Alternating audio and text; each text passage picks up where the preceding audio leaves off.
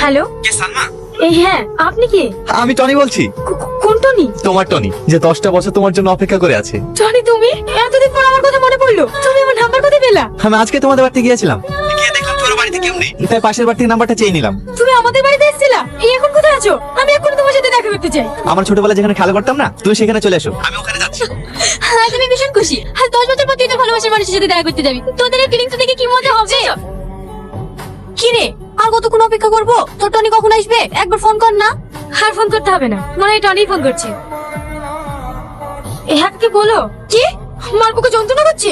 আমি এখন আসছি। হে সাথী, মার খুব শরীর খারাপ, আমাকে এক্ষুনি যেতে হবে। ফোন আসলে তুই বলিস, ওর সাথে আমি কালকে দেখা করবো। ওলি, তোকে টেনশন করতে হবে না, আমি ঠিক ওকে বুঝে বলবো। তুই যা।